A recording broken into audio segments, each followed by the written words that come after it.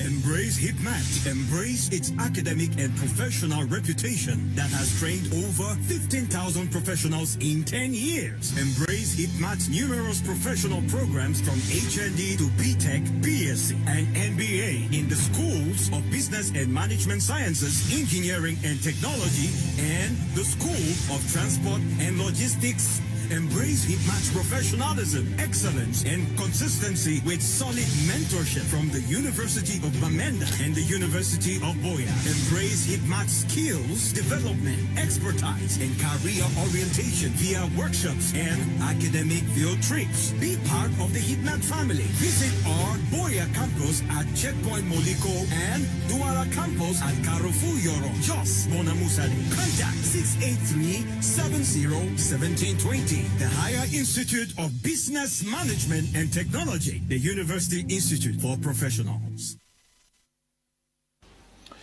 Hello, good evening, televiewers. Welcome to Prime R on my Media Prime. This day we are going to be looking at the Limbe Deep report, 1 year after a presidential decree reorganized and moved its status to comparatively to that of Douala and Limbe and Kribi.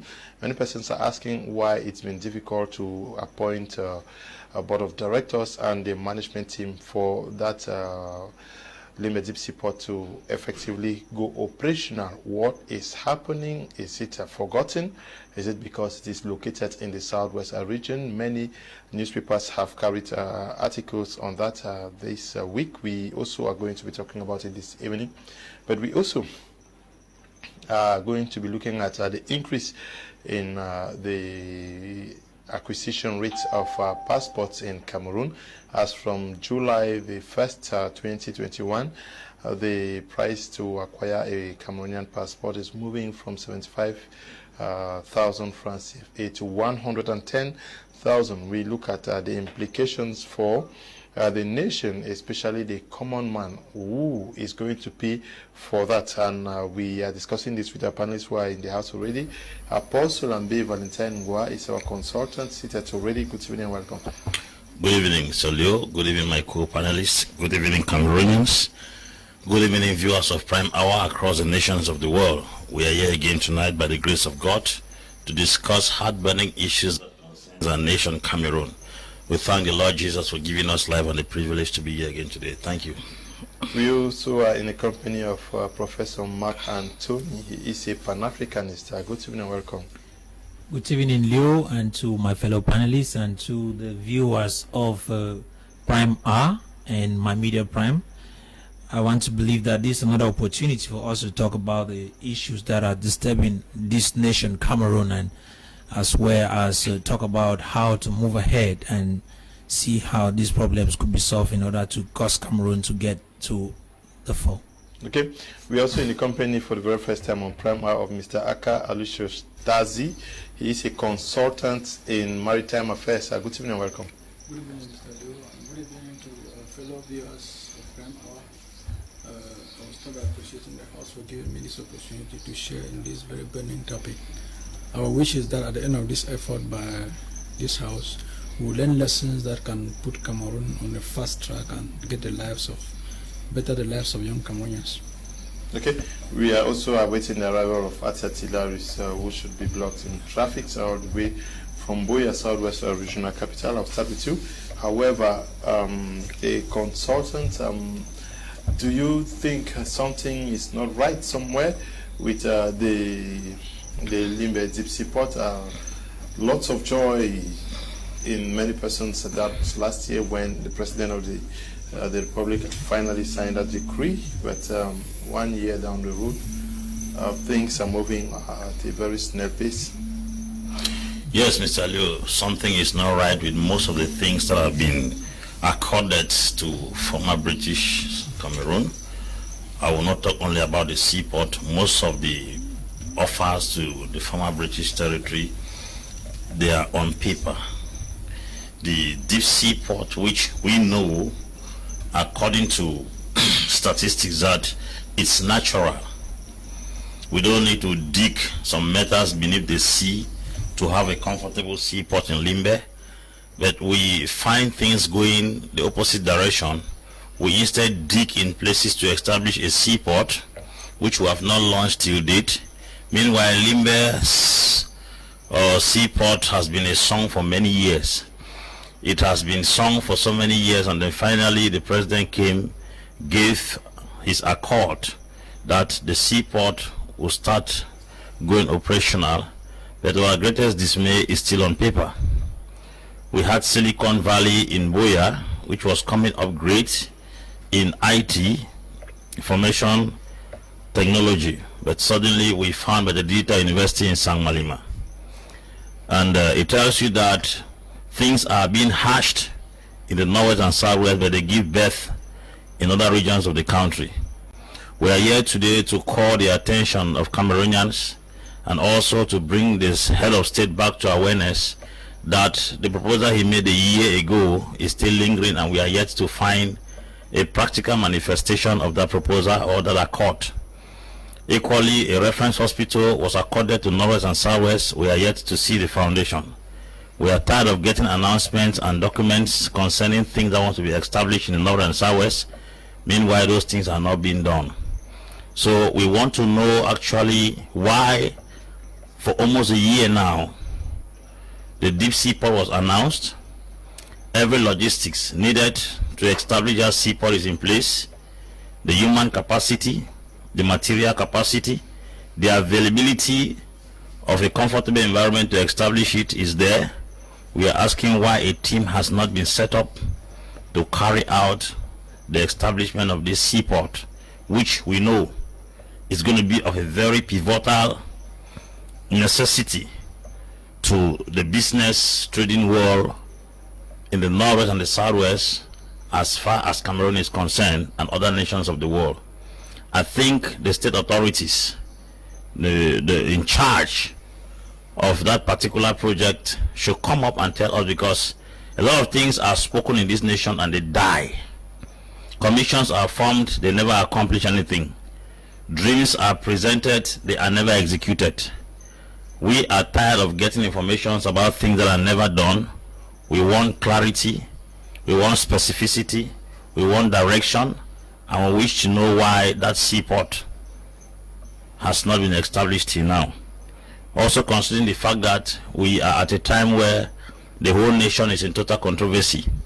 I think these are very, very strong weapons they were supposed to have used to convince the population that you are not the rejected group of persons in this country. You are not the abandoned species of persons in this country. We want to make you know that you also belong to this country and you are part of us. I think that one should be a very, very strong device the government was supposed to have used to convince those of the north and the south that they belong to this nation, they are part of this country. That there, I rest my case for now. Okay. Should this not have been a priority project given the stakes in Cameroon today? We are talking about a context where some persons are claiming that the northwest, the southwest have been abandoned. Was this not also an opportunity for the state to show how involved they are in the development of what the people of the southwest, particularly FACO, think is rightfully theirs? Mr. Leo, historically, it has been clear that the people of the former Southern Cameroons, presently of Northwest Southwest region, have been a neglected and marginalized people in the nation of Cameroon. Not because we like using the word marginalization, but because when you look on the ground, every reason is there for you to conclude that fact. When we go back, we look at the marketing board that used to exist. You start asking the question, where is the marketing board today? It has disappeared. The Cameroon Bank, where is the Cameroon Bank? It has disappeared. Looking at all these things put together, we start asking the question, in 2011, when the president actually promised making sure that the ring road will start, has it been done? No. What about the Babaju-Bamenda stretch of road which was supposed to have been done? Has it been done? No.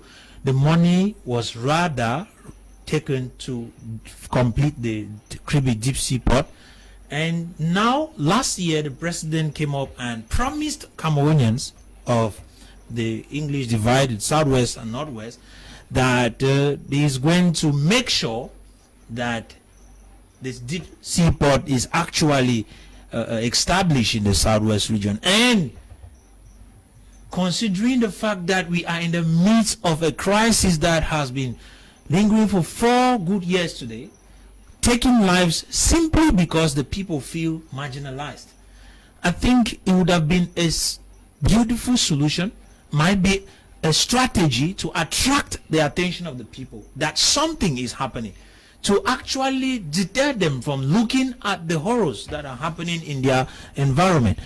But sadly, we are speaking from a situation where nothing seems to be moving, because since the day of that declaration, nothing has moved. No, in fact, not even a pin has been thrown there. Not even a gravel has been thrown there.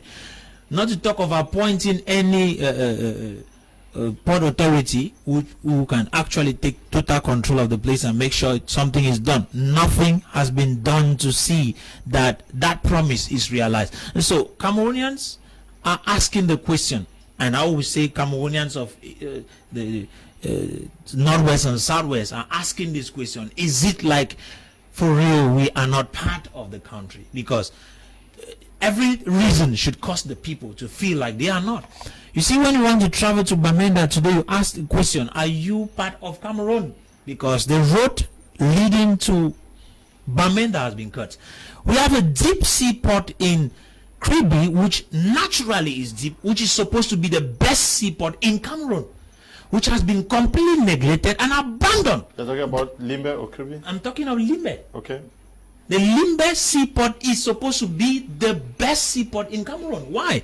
It is naturally deep. And I'll bet you it is part of the ocean. It's in the ocean. It's not just a sea issue. And look at it, Mr. Leo, when you consider the fact that Douala is a port that is being, in fact, every year, millions are spent just to dig out sand from this Douala seaport. You start asking the question, why is it that they concentrate in spending money in a place where they were supposed to have abandoned to go to where they will not spend a dime? The money they are using here, if they turn it to the seaport in Limbe, it will create a situation where jobs will be created, and more to that, the country will expand, will open up. But I'm shocked to say and to look at the situation. I will be saying it that I feel disturbed that nothing is done. Nothing Mark is done. Amos, Andy, good evening to you. Ignatius Ntia, good evening to you. Johnson Wood, Papa Tom, good evening to you. Molai Kema, writing from Paris, good evening to you. We're glad that you're always watching all our programs. Mola Ikima, extend our greetings to your family out there in the French capital. Now, Mr. Aka Alucius Tazi, you are a consultant in maritime affairs. We may be talking about the deep sea port from a political activist perspective. Can you paint the importance of the realization of this project to the people in Fako, the people of the Southwest and Cameroon as a whole? Yes, Mr. Leo, thank you for the opportunity. I think following what my two fellow panelists have just mentioned, my opinion is that it is from the professional standpoint. You're talking as a professional. Yes, it is very, very disturbing that things that should bring development should be politicized. This is my personal opinion. Okay. Irrespective of where the seaport is found, if it should be developed as it deserves to be developed. And as Prof said, Limbe is a deep seaport where the big vessels, the mega vessels will come right in there and dock. And this is a huge opportunity. I mean, you talk about Biya and Fako. I'm looking at Limbe seaport, I'm looking at the picture of Cameroon International Arena. The Limbe seaport as a deep seaport plus Douala and Kribi, can money generated from the port system in Cameroon can provide more than 60% of the national budget of Cameroon. You will be surprised. to hear this, but I'm telling you that if these ports are properly managed, just to throw a bit of light on this, geographically, we are sitting in front of the ocean, and there are two landlocked countries behind us, Chad and Central African Republic. And they say there's a giant city next to us, Nigeria. The distances from this seaport to Nigeria, even not a political situation, is very short, and Nigerians could do business here and make a lot of money. So from the technical standpoint, I think that it is a mistake to delay this process of the seaport. It is a mistake to think that something was from the east or from the south, it should not be developed because it is from there. Because this is going to bring the image of Cameroon out. If you look at a small country like Singapore, Mr. Leo, Singapore is what it is to do thanks to the Singaporean port. If you look at the port system in the world, Singapore is number 2, the top ports in the world. Shanghai is 1, Singapore is number 2. All the other 9 ports are from China, are Chinese ports.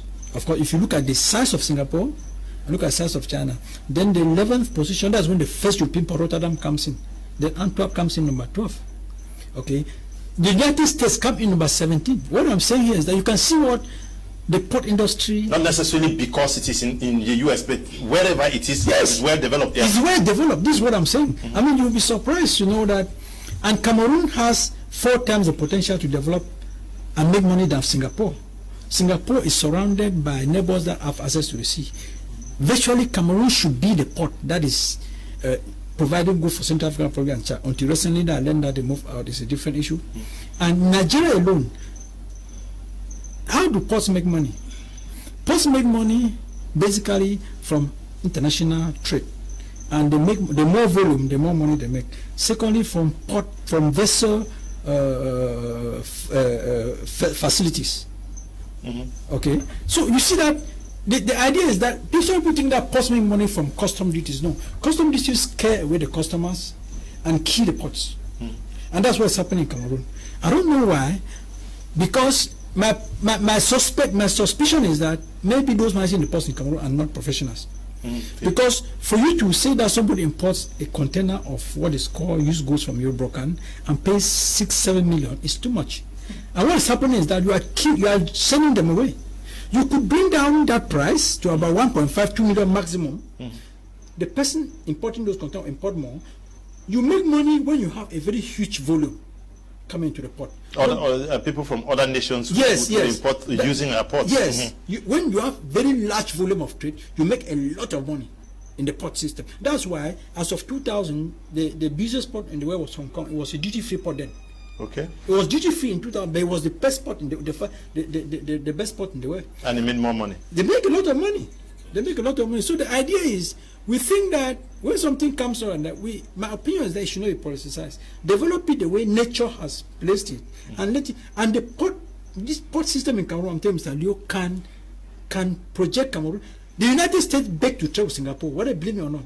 The European country, they begged to trade with Singapore because of the port of Singapore, and because of the vision and the strategic decisions that their leadership took to develop those ports. So the problem in Cameroon is that we need to develop these ports. Let's keep politics out. You think it's also an issue of expertise, competence? Seemingly, things are seen more from the political prism. That is why emphasis is not paid. Because if it was things were looked from purely economic, yes. Why would such a treasure?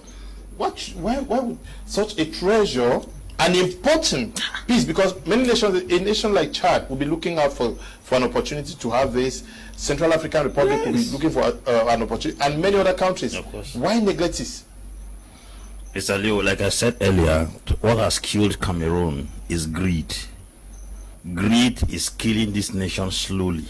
I don't see how Limbe Seaport will benefit only those from the northwest and southwest. No way. Limbe Seaport is a blessing to the nation Cameroon. Yes. Just like a Biya is a blessing to the nation Cameroon. The dam at Lompanga is a blessing to the nation Cameroon. Menchum Fall is a blessing to the nation Cameroon. That it is geographically situated somewhere does not deprive other Cameroonians from benefiting from it. Look at the water at Yoke. It was giving electricity to almost every division, and not all the divisions in southwest come from Yoke. Yoke are the balloons. But they gave water to the Meme, they gave water to Indian, they gave electricity to Meme, they gave electricity to Manu. That is to say, we should go out of this ethnicity. We should go out of this tribalism, these regional differences, and look at the nation as a single nation that can be of a blessing to every individual. Because if that port is open, you don't tell me that it's only Northwest and Southwest that will work there. People from all the 10 regions should get employment from that same port, therefore reducing the unemployment rate in the entire nation. Because when they are calculating unemployment in Cameroon, they don't do it for North and South, they do a gross unemployment rate for the whole nation. So if we are fighting unemployment, then we must make sure we develop almost everything that will create jobs and grant opportunities for Cameroonians to be blessed. Now, if the danger is this, I said we have politicized almost everything in the country, and when politics enters into things that does not concern politics, it kills the natural ability and the how do I put it, the blessing that thing carries. This is the danger. If we, even in education, somebody came here and say it is the politics of education. Education has nothing to do with politics. How does economic development has to do with politics? People should do politics and end within the confines of the political sector, and then allow what is supposed to be developed to be developed. And that is where we have a challenge in this country. They will say that we are trying to politicize almost everything, because the way they have put things in the country, everything has been politicized. Politics is a sector of a country, not the entirety of a country. And this is where the trouble is. Do you know that if we estimate Benin is a very little country. Benin has no natural resources like Cameroon. Benin depends totally on its poor. Yes. I know of many people in Germany, Denmark, Belgium who have sent things coming to Cameroon to Benin because the custom duty there is very, very cheap. They have created an avenue where people can use their poor and they make more money. If we tax a car here for 2 million, they put it at Benin for 500,000. Yes. People will send 1,000 cars there. They are multiplying 500 and 1,000, while we cannot send it for 2,000. Now, if those cars were coming through our own poor, we will not lose our money. So, if a country like Singapore, it used to be a country we used to send 8. In the 1956-57, Cameroon was sending 8 to Singapore. 60s. Malaysia were sending 8 there. What did they do? They had no extra resources. Those countries were called the BRIC nations, rising rather like Korea, Malaysia, Indonesia, Singapore. They did not discover most of the things we have discovered in this country. They discovered just one thing, one strength. The Singapore tigers, took its paw. The tigers of Asia. They took it, yes, and then they rose from nowhere to something where we have almost everything. A country with almost 3 seaports developed in Kribi, the one in Douala. The one in Douala is too overcharged to the extent whereby goods come there, they don't have space to settle. Yeah, but the traffic is going very low nowadays. I know many persons who work there. They say they go for days. Things are no longer coming the way they used to come. They cannot come because of the exorbitant custom duties. Some persons from Chad and other countries want to now do shipment through Congo. Yeah. That is exactly what it is, because Central Africa and Chad were doing shipping through Cameroon port. But now this business we are losing. We are losing. And the Limbe seaport can take higher vessels. There are vessels that cannot hang here. They cannot anchor here in Douala. They cannot anchor in Kribi. Now imagine a vessel that can take twice of what that is coming to Kribi. It means the interest will increase. If a vessel carries 10 cars and can anchor in here, in Douala here, it means a vessel that carries 30 cars can anchor in Limbe. Now, what is the balance sheet?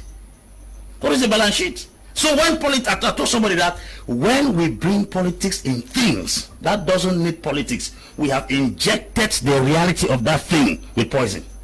Yeah, but is it also an issue of competence? Because how you are an expert, you say that normally there are nations in this world that depend solely on the poor, the deep sea ports, and people have elaborated enormously on how countries make billions, run their economies through ports. In Cameroon, it takes so much time just to set up the board members for a deep sea port and then put in place a management team. Why must it take so much time? Mr. Leo, already the politics of Cameroon is defined. In fact, let me use the word, the policies of our present regime. They have already defined themselves as those who walk slowly. The problem is not an issue of incompetence, but it's a problem of tribalism, regionalism.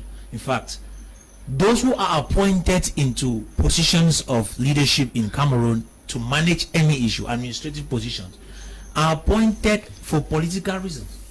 They are not appointed for the good of Cameroonians. And that is why you see that Cameroon, though sophisticated with riches, is suffering. We are practically living in poverty and indebted. We are considered as one of the highly indebted nations in the world, not because we are poor when it comes to human resources and mineral resources.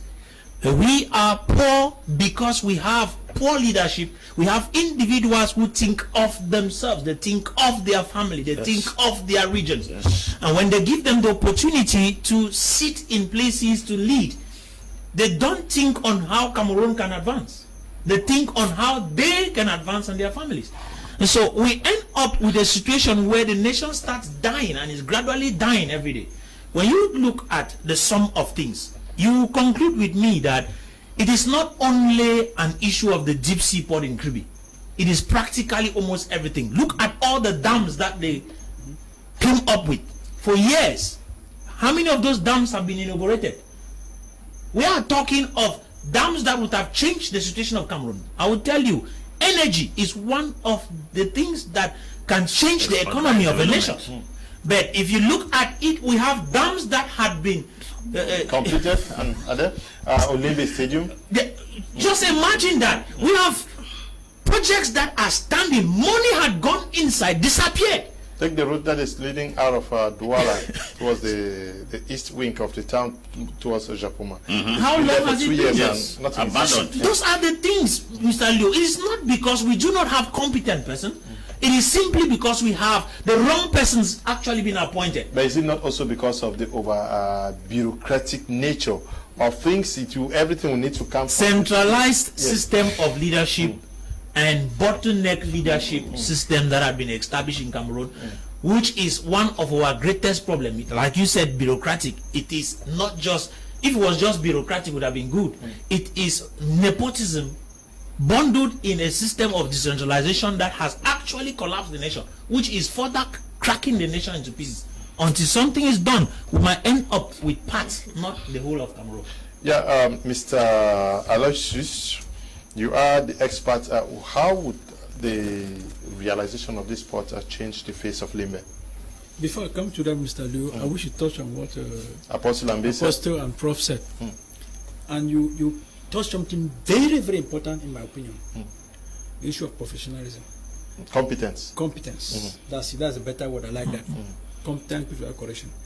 People running the ports in Cameroon are not competent. Even if you read the history of the general managers, there's something about us Cameroonians. Okay. You cannot have the potential to make 500 million a year. Let's say you are making 50 billion a year. When you have the potential to make 500 billion, and you don't make it, because that general manager loves that money. You get my point? If he has the potential to make 500 billion and is making only 50 billion, there are two things. Either he does not know that he has that potential, or he knows and is incompetent to make the money. Because if he knew, he will make the money. And that's what's happening in Cameroon. So you think that what our ports are giving us is far below what we... More than 10 times below what we should be getting from the port. It's far below. Far below.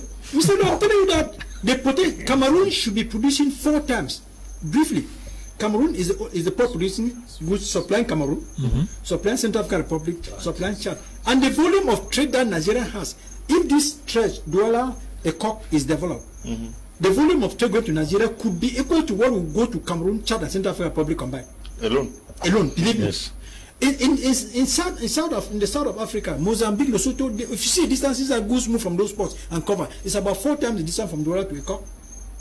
Okay, and these guys will happily do business in Cameroon and move these goods to Nigeria. It is a simple. If you give a professional 6 months, he will call Chad back, call Central African Republic back, without the crisis in the north and southwest, call Nigeria back, and Cameroon.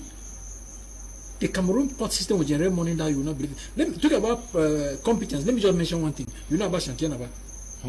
When Mr. Ferdinand was there, that's a man who went to school and read what he was doing. He could declare close to 50 billion to Central Treasury every year. he was taken out. I don't want to go into the polemics. So a manager who is able to provide about close to 50 billion as net profit, the capital and fixed asset of that company cannot be less than that amount, which means that Chantier Naval was valued at a minimum of 100 billion. Okay, he was declared about close to 50 billion as profit to the treasury. Now he was taken out. I read an article that said Chantier Naval is now valued at less than 6 billion. So you see what a professional could do. You took him out. There's something, Mr. Leo, give me 1 minute to go a bit out of this. There's something that, this is my person, I was in Cameroon. There's something very good in Cameroon that is being used badly and has been given a very bad name. That's a place called Enam. Enam graduates, in my opinion, are trained to do two things. They are trained to spend money and they are trained to collect money that has been made. Enam graduates are not trained to make money. To create money. To make that one make money. They are, in my opinion, they are not managers. And when you make the managers, they crumble state corporations. That's what is happening. Like the case of Chantina, you cannot take out a manager who is making profit of close to 50 billion. You bring somebody who brings the company down to. I saw the march in front of Prime Minister Yaoundé. So these are the things that we have to look into. When these things, as Apostle said, should not be politicized. Because these things are bringing out. You are the experts. You are the experts in the domain. You were supposed to have a ship captain this evening. The program just changed this evening. He was supposed to be there, at least an expert in the domain. You people are giving these ideas. Have you moved to Yaoundé to tell the authorities that this is the potentials that that we can make? Have you been there? Prof said something, Mr. Liu. My testimonies are long. Okay. I'm not a person who believes that in my village, I believe that when you go hunting and you catch an elephant, you bring it to the palace. It may not happen today, but if I tell you projects that I have initiated and brought to this country and they were garbaged, okay, I'm very. If you give me 1 minute, I'll go into one. Yeah, we created a consortium that gathered about 40 companies from, I don't know, from a group of investors in Europe, in the Scandinavia. I came to Cameroon. The least company there was 700 billion investment. So the idea was to get them invest in Cameroon, and we promised them to break the administrative bottleneck. I came to Cameroon because they had made the Prime Minister in 2009. I presented a 1.5-page project. The idea was that create a secretariat for these investors in the Prime Ministry. Now, if somebody writes a project, once it's a cement company in Limbe, that office in the Prime Ministry goes down to Limbe and will show a city mayor gets land.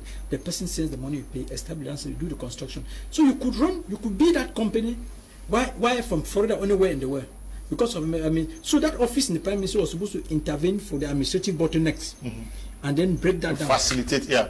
I personally met the Prime Minister. I presented a 1.5-page project to the Prime Minister. I was never called back. And these are people who have promised them that we're going to break the administrative bottlenecks for them to come in. Another one was there, 16 different testimonies. So what I'm saying is that those of us in government make it very difficult for some of us. Yeah, but have you met the experts in the maritime war in Yaoundé? I'm talking about maritime transport. Yes. You've been there? I'll bring another testimony there. Okay.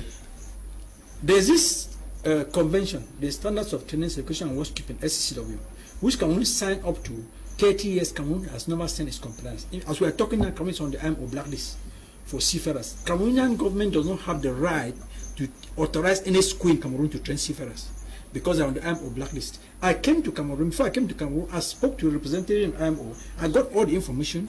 I went to the delegation, to the Director of Maritime Affairs in the Ministry of Transport. I told them that we have some information. You can contact these guys in London. I have the email. You contact them. We find out the way of getting Cameroon out of the blacklist. And they directed me to the person responsible. When I got there, he asked me to show him proof that Cameroon is on the blacklist. And then with such people who claim to know, I cannot come to your office, Mr. Liu, and then you don't welcome me with the idea, and then I push. I try to persuade him that no, this thing and this is evidence that guy was not competent to be in that office, because anybody who is competent in that office will know the degree of seriousness of being on the IMO blacklist. It bars a lot of young Cameroonians from working at sea. Okay, so what I'm saying is that some of us have made a lot of attempts to make proposals to our brothers working in the government, but they were turned down. It's unfortunate. Okay, it's quite unfortunate. Apostle Limbe, Valentine Gua, some surprising revelations we're getting out here. Yes, but Apostle, could some people actually be blocking what the president wants to do, because I'm sure the president took that decision to reorganize, upgrade the port in Douala because of Limbe, because of the ongoing crisis in the southwest and northwest regions. And till date, things are not going the way they ought to. In same vein with the decentralization process, that a law is already in existence, but things are still not shaping up. If you say some people are blocking, why is it that when good things happen, we thank the head of state, and when evil things happen, we say the head of state is not aware? They say some people. It's some people. I think anything that happens in this country, the president is 100% aware. And secondly, we have a presidentialist system of government where ministers and prime ministers do not have their say until the president vetoes. So if I thought there is a delay, because I don't think if the people did not stop him from announcing the establishment of that seaport, they will not stop him from carrying out actions to establish it. If people were standing as a barrier, they would have stood to the extent of not even allowing him voice out the fact that the Limbe seaport is going to be established. The fact that he said it publicly, I want to be convinced that they threw that word in the air to convince some of the people who were fighting for secession that, calm down, we are coming to attend to you. Because I am very convinced, if I thought they were really serious, they were supposed to have gone into actions to even convince people that we are not doing this thing at this time because we want to hypnotize you. Most of the promises they have given in the course of this crisis to calm down the southwest, the northwest and the southwesterners, most of them have not been accomplished. And that is the reason why we have a serious problem. If the president was able to announce that the seaport is going to come up, who is going to stand to tell him that he should not do it? I don't think so. There should be instead that an information should come to us that money was disbursed for this purpose, and then some individuals embezzled it, like they happened in the COVID-19. The COVID-19, the money was disbursed, and the individuals are under investigations right now, and they are under hot pepper. So I think if at all the president had carried out good faith by disbursing the money, there was some individuals, unscrupulous individuals, collected the money and then sat on it. It would have been a different case altogether. But nothing has been done so far, and there's nobody they are charging for mismanaging the resources that were supposed to be used to establish the seaport in Limbe. So the idea of some persons trying to disturb the president from doing that is out of context. To add to what you've just asked as a question, my problem is this: we have elites. No, I'm going to ask that question about elites. Go on, first go on. We have elites in the Norway. To me, everything the president announces, he has implicated himself. You people cannot force him to do things, but when he utters things, hold him on those things. Let him be trapped by the words of his own mouth. Like we pray to God that you said that, God, you said you say you do. That's prayer, holding God on his word. So if the president has not said something, it becomes a big deal because you cannot coax him into doing what he does not want to do. But he has publicly mentioned this. Let the elites of this region stop and say, you promised this thing to us that was supposed to be in the next 6 months. It's almost a year. Everybody is just silent. Because why? I still come back to the self-centeredness, the egocentric, the selfish mentality of individuals who do not work for the betterment of the community. They are working for their own personal stomach. As long as they have a bite of the national cake, every other project that will benefit the community should disappear into thin air. You don't call such persons elites, because elites are people who are there for the well-being of the community. They are not for themselves. So I think if such a word was mentioned, I told somebody that if you promise me something, you will either give it to me by force, by prayer, spiritually or physically. Don't promise me, because if you say it, you will give it to me. That's how we pray to God. Father, your word says, your word says, Mr. President, we are not trying to force you. Out of your own volition, out of your own will, you told us that you're going to give us a seaport in this time. We have given you enough time. It has passed. What is happening? Let's hold plaques in the streets. Let's go to Yaoundé. Let's march in the prime ministry. Let's go to the presidency and sit there until we get this thing, because it is something you promised us. I think the elites from the southwest and the northwest are supposed to wake up from slumber, because knowing fully well that if that seaport is established there, the fact that it is in Fako, there is an upper hand of Fakolites. It should be their burden first, rather than trying to be chasing shadows. Yeah, do we see the June session started yesterday in Yaoundé? Should we expect something from the MP senators from the Fako division, Southwest, and Anglophones as a whole? should we expect something from them to press for this seaport to go operational? Leo, that question is funny because we already know that we have a lot of hand clappers in the name of senators as well as members of parliament. Let me be sincere in that. As long as the majority of the ruling party, the voice in that particular house is the voice of the president. And so if there's anybody that can stand in order to speak or in order to convince the president, it's only the president himself, not members of parliament. Those guys, they do not have anything they are going to bring in because they do not have personal views that I can say that they have come up with, which they could actually move the policies of the president with. Rather, all what they are going to be discussing there is an agenda that had already been tabled before them, which they just need to discuss about it. So, Mr. Leo, those guys have nothing that they will do about the seaport. Like Apostle Ambe said, it is the word of a leader that makes a leader. Integrity.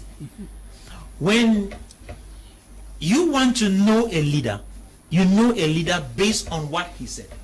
If he promised you something, even if he's going to do it, he's going to look for every means possible to make sure it happens.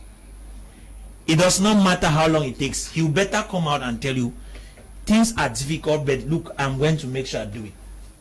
But, you know, this is not the first time that the promise of that deep seaport was made. I think many years back, it was done. Later on, it was transferred to Kribi. Kribi has been developed. Its seaport has been established. Now, the promise came back to Limbe for that same seaport. 1 year has passed. We are not saying that 1 year is too much. We are simply saying that as long as that promise has been made, we expect that he who made that promise out of his own mouth for a good reason should go further with making sure that he realizes that great project. Because we do not want to talk of the benefits of it because the benefits are enormous. Great benefits are going to come out if that particular seaport is up and running. But it is not new that we are in a country where promises are made and years after years nothing is changing. So we do not expect, and as I'm talking, I do not expect any parliamentarian to move a finger concerning that because they do not have the capacity to do it.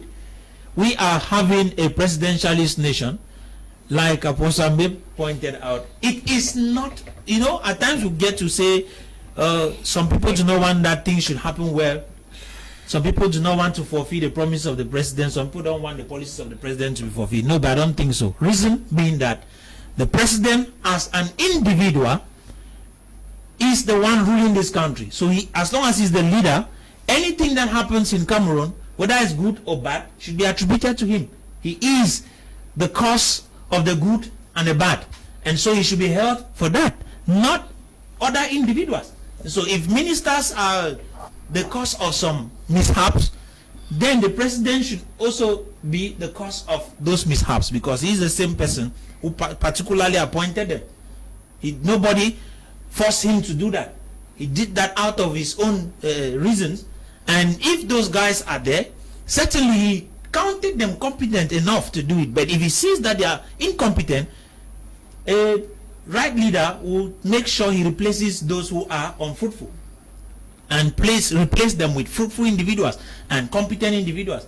But you look at it, we have a situation in Cameroon where at times we will speak and speak and speak and nothing will change. Nothing will change. Tilaris Atta is in the house. Many persons are asking whether you are rushing to come and quote the constitution, but you are here. I'm not sure. Do you think the elites of the regions, southwest, first, northwest, and why not Cameroonians? Because we are talking about enormous economic potential for the nation. Why should the MPs not take this, even though it is not planned in this June session? Should they not also see this as an opportunity? Why not surprise the Prime Minister or any quarter out there. But what is happening, given that these people badly need this port? Yeah. I think that all of us are ill-informed, I'm sorry to say, about the issue of seaports around the world, particularly in Cameroon. You ask yourself, do we need the Limbe deep seaport? And my answer is blowing in the wind, because as it stands, we lost the opportunity to have a seaport in Limbe, because when plans were afoot to construct the seaport in Limbe, things changed and it was constructed in Kribi. The resources that have been used to construct that seaport are no longer available. Because if President Biya is not telling Cameroonians should know that in 2009, experts said that seaport in Limbe would cost about $830 million US. And if Cameroon had that kind of money at this point, they will not be going to IMF to beg money, to take commitments and for people to embezzle such money. I think how much are we talking about here? About 180 billion francs CFA that they went to IMF to collect and from other sources to fight COVID. The Bible you wrote is from Mondial also. Yes, so what I'm saying is that the money that was supposed to be used was transferred to construct the Kribi deep seaport, not because Anglophones are slighted per se, but because the economy at the time warranted for such to happen. The Kribi deep seaport was constructed before Limbe because of the Mbalam iron ore project that was being carried out. And at the time, the price of iron ore in the world market was very high. And the government also had an iron ore and copper project with the Republic of Congo. So the Kribi deep seaport was supposed to be used to transport this iron ore and copper to Europe where there's a market. But then when the price of iron ore dropped and the Mbalam iron ore project, nobody is talking about it anymore. But the Kribi deep seaport is there already. And Cameroon and the entire CEMAC has a population of about 58.8 million inhabitants. Nigeria has a population of 210 million people. They have just 6 ports. But in the sub-region with 58 million people, we have so many seaports. We have one in Kribi, we have one in Douala. I think there are 2 in Gabon. There are about 3 in Equatorial Guinea. We have 10 seaports in the CEMAC sub-region. Do we need 10 seaports in CEMAC? Do we have the economy to run the seaport? It's not about constructing seaports. People say we'll create jobs. What jobs? When you look at the board of directors of CDC, for example, how many Anglophones are there? When you look at the board of Sonara, how many Anglophones are there? So when you say that it's going to create jobs for Anglophones, which Anglophones?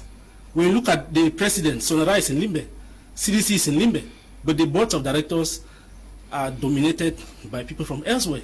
So even in terms of jobs, the complaint has always been that our children are not having jobs here, they are not having jobs there. And at the time when the CDC is shrinking, land is being collected by the local communities. They say CDC has been there for too long, land is being collected, the crisis has come and the production is very low. What would the seaport serve? What would the seaport be serving? What are we going to be exporting? Because the impression you are giving is that we are going to be exporting palm oil. That's what CDC is producing, that's what palm oil is producing. And why do we have to carry palm oil from Nzian to come and export through Limbe deep seaport? Why? When there's a closer market in Nigeria, why do we even have to transport or export palm oil when there's a deficit of palm oil in the country? The country is importing palm oil. What are we going to be exporting? Rubber? The price of rubber in the world market is at an all-time low. We are going to be using it to import goods from out of. What kind of goods? When the second port was constructed in Lagos, it is because the upper seaport had reached the maximum capacity, and there was need to construct another one. But in the case of Cameroon, Douala has never reached full capacity. The problem is with the sand, because it is not deep enough for big vessels to anchor. And that is why they had a lot of money was being spent on dredging. All of us know the French company that does that Cameroon is spending a lot of money. And so it was preferred that we construct another seaport that was deeper and that could have heavy vessels anchor. So the Kribi deep seaport is not having new business per se. What it's simply doing is pulling from the business that Douala used to have. So if Limbe deep seaport is constructed, what business would they be doing? It means they're going to pull business from Douala and pull business from Kribi. So in my opinion, if government has the money, we should not be looking only at seaport. Government should invest in other priority projects in Limbe, the tourism in Limbe, the Silicon Mountain in Biya, and because Cameroon, as at now, the Silicon Mountain in Biya was the 5th biggest in Africa. That is so I think that we should leverage on, not about seaport. Why do we have to have seaports that we are not using? We are not using the seaports. Okay. Yeah, the expert. I think I will beg to differ with him a bit. Why are we not using the seaports? How do ports make money? Ports make money when there's international trade, high volume of trade. Why are we not using this? It's like you say there are many off licenses in Douala. I will not open an off license. No, I differ with you. You are counting the ports in Semak. It's about management. You can manage the Limbe seaport and you pull Nigerians to leave ports there and come here and move goods here. It's about management and movement of goods. When Chad and Central African Republic opted to leave, when I read the article, they were too easy. They said the custom duties were too high. And the Jamina corridor. And you have to set 80 checkpoints. Those are the reasons. If you go to a shopping mall and there are many shops, you open your shop. If you can run your shop where you get business, I beg to differ with you. But and you're going to pull customers from others. You're not going to allow him speak. No, I'm explaining, please. No, you are not. I'm not interrupting you, sir. No, you're interrupting. Please, don't interrupt me as well, please. But you're interrupting. No. You're not a moderator, sir. No, you're not a moderator. You're not a moderator. Be respectful, please. No, as a priest, a person should be respectful. No. He's a moderator. He should be able to interrupt, not you.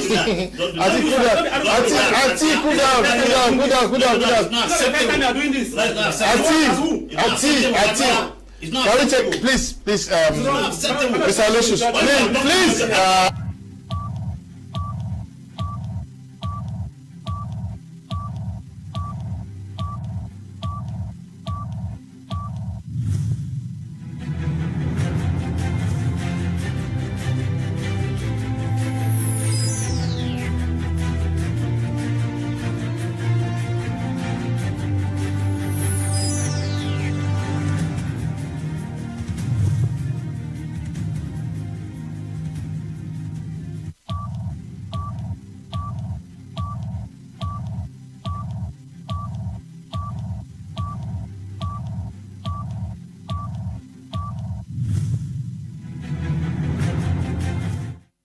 Yeah, Mr. Aloysius, you are on. Yeah, so I was saying that I beg to differ with him, the former speaker, because he feels that there are a lot of ports. And there's something that he mentioned that I will pick on. We have killed made in Cameroon. Okay. Okay, we have killed made in Cameroon. There was a program I watched when a poster was talking about currency around here, and I was very happy with that because there's nothing that Cameroon is exporting.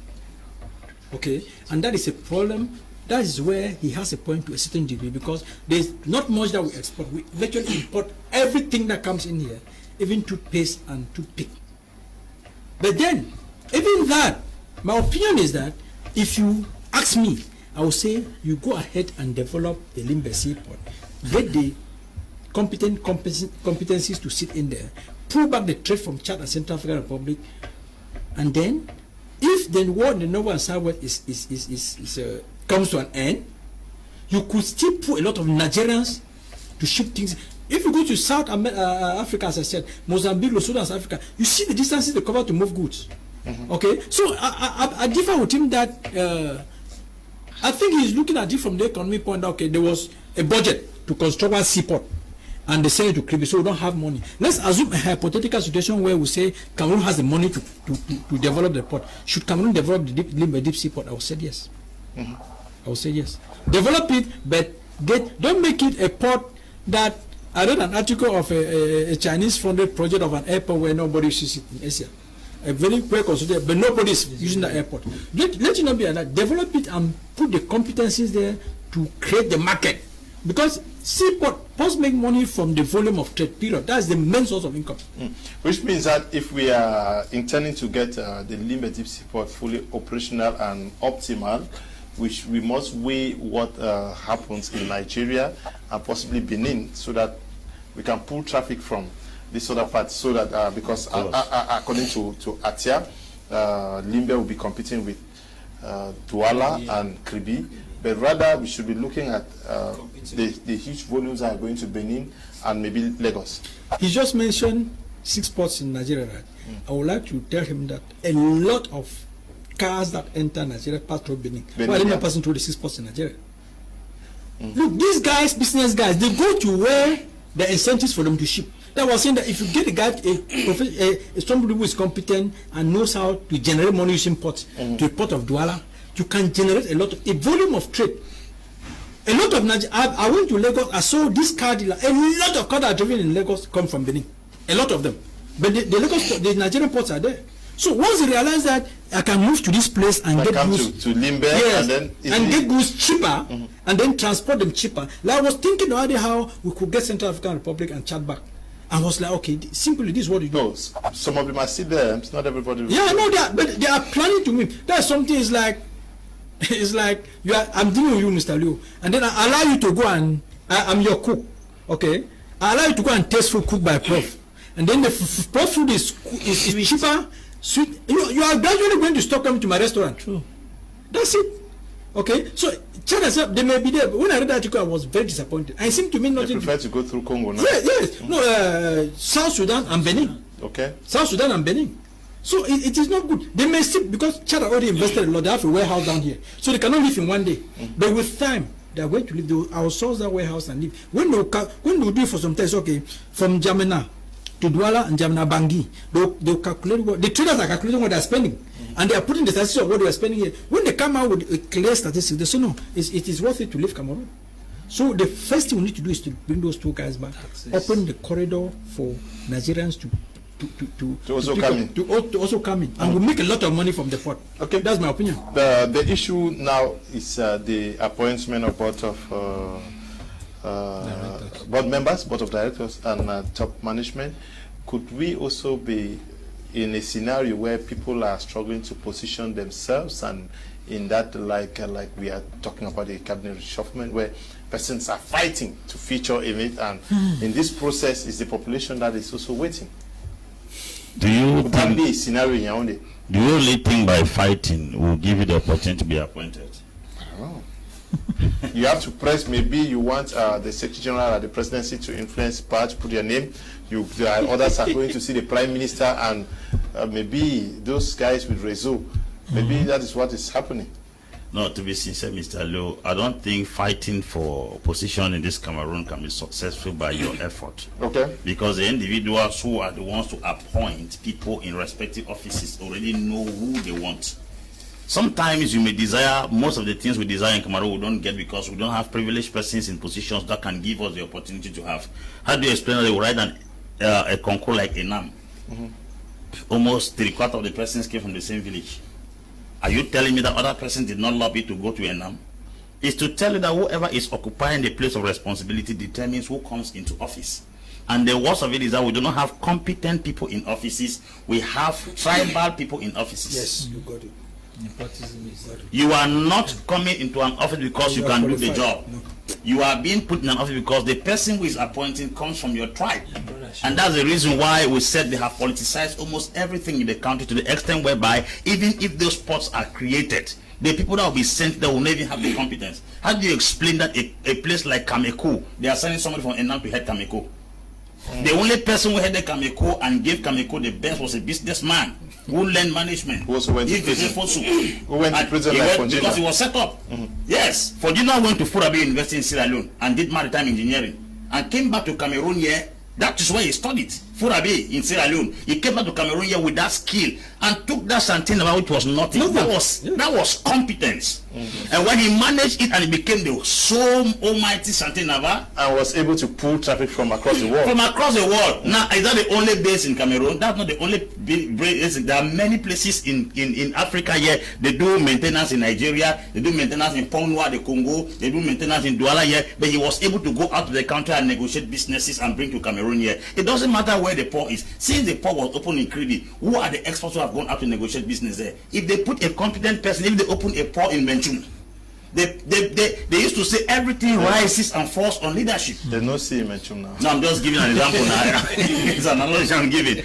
If they open a seaport anywhere, how do you explain that Ghana has a port, Togo has a port, Guinea has a port, Sudan has a port, Nigeria has 6 ports. Benin is making wave. If you want to go and ascertain Benin in that area, it's a very insignificant country as compared to gross domestic product, as compared to population, as compared to growth. But when it comes to that particular area, if you go to the whole of Asia, Japan has ports, China has ports. But why is Singapore a single nation in that particular region of the world in making impact? A small country. Because they have experts in that area. So we are not looking for where the thing was created. The problem is who is going to manage it. Yes. Number 2, we are talking about flexibility.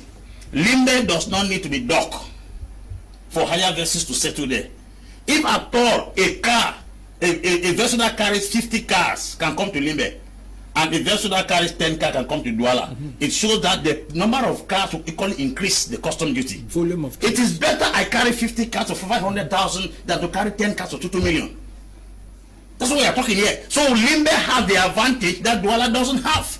It has the advantage that Kribi does not have. So if we are talking about establishing a port in Limbe, it is very, very necessary. Now, Malabo has port. Gabon has port in Port Gentil. Nigeria has port. If Limbe establishes a port there in Limbe, the issue is we can choose to calculate the price of all the other ports. How much do you declare a car in Malabo? How much do you declare a car in Nigeria? 2 million. We make it in Limbe 1 million. Everybody will go to where his duties, custom duties, will be reduced because every businessman is looking for profit.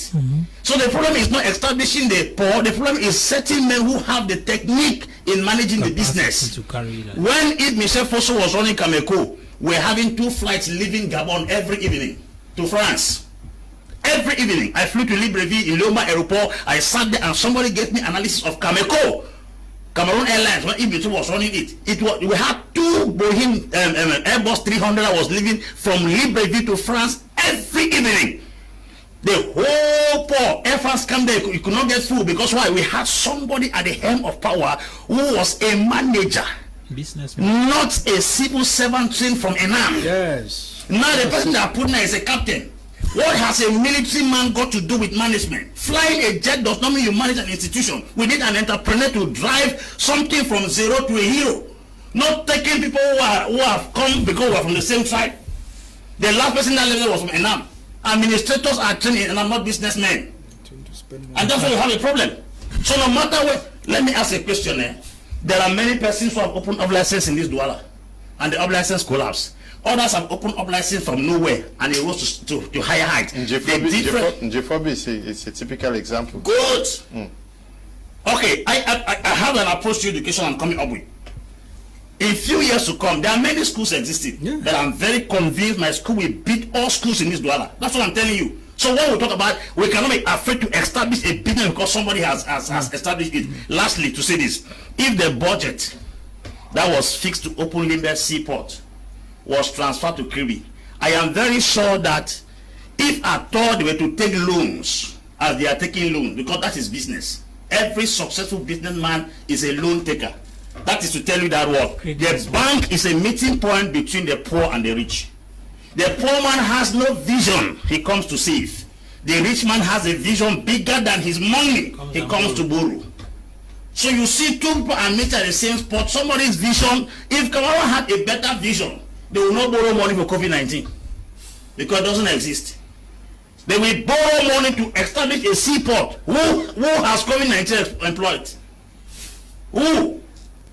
The people that collected the money of COVID-19 and embezzled it, we are not into debt. We should borrow money to do something, then they steal it. Not borrow money to waste it for nothing. So let's talk about investing in the Limbe Seaport is very, very vital. Very, very important. Thank you. Okay, but Atia raised the issue of money. Could the issue also be money? Because they may be politicking because the amounts that are required to take off may not also be there. Atia called $850 million US. That is 458 billion that's 458 billion 462 million 867,225 francs to bring it down for Cameroonians to understand. That's 400 billion, close to 500 billion. Is it worth it? Yes, it's worth it. Is the problem really money? I don't think that investing is a problem of money, because if we go to borrow money, we went to borrow 800 and something billion from IMF. For what purpose? Which 100 and something was given at the first shift. To save lives, yeah? To save lives. Yes, very important. Which no life was saved, because practically there was none that had a problem. The money came and entered into private pockets. You can't say that, Professor, that lives were not we saved. have been in Cameroon. Have we not been saving lives before the COVID-19 came? Let me ask you a question of statistics. How many people died last year of malaria? Were they not more than the COVID-19 cases that we heard? This year, how many malaria cases have we recorded? Why should we be making figures of nothing that does not exist? We count number of people that were affected, 100 and this, and then we say more than 90 something are already well. Then we come back and still count the number. Why are we doing that? That's a game. And so at the end of the day, the interest is not even talking about COVID-19. The issue is the money that these guys had the boldness to ask IMF was 800 and something billion francs CFA. That is money to develop Africa, Cameroon. And with that intention, if they had that intention and actually took that money and invested it, it would have been a good thing. But even if they give them this 500 billion francs CFA to go and do that deep sea port in Limbe, where will it go? It will end in people's pockets. And so at the end of the day, we are in a country where the problem is not really money. The problem is individuals who have decided that they are going to drown Cameroon by every means possible. So if it is money, we don't have a money problem in Cameroon, because we know how to get the money. We know the different strategies on how to get the money. 100 and something billion was given, it was swindled. They have already given 200 again. So is it really money? It's not a matter of money. The question is, the 200 has been given, would they manage it well? Okay. So, Mr. Leo, in my humble opinion, this problem is not a problem of money. Okay. The issue of that seaport is not an issue of money. The former Minister of Transport, Robert Ankili, signed a partnership agreement with the South Korean company that was supposed to actually handle that port. That was in 2013 and was supposed to cost an estimated $220 million US dollars, according to the article I have here. But now you say the problem is not money. If actually the problem is money, don't we also write a project and then see some of these financial houses, global financial houses, to finance the project like the Koreans were ready to do? Mr. Liu, I agree with the problem is not money. The problem is the lack of will, and the lack of will and the lack of competence. The competence is there. There are Cameroonians.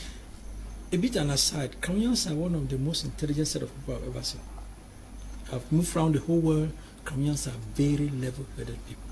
But the unfortunate thing is that those of them who are competent in certain areas cannot be accepted there, because for some reasons the person placing them there will not want them there, and at the end they place the wrong people in the place, and the results cannot be delivered. This is a very serious problem. It's a very serious problem.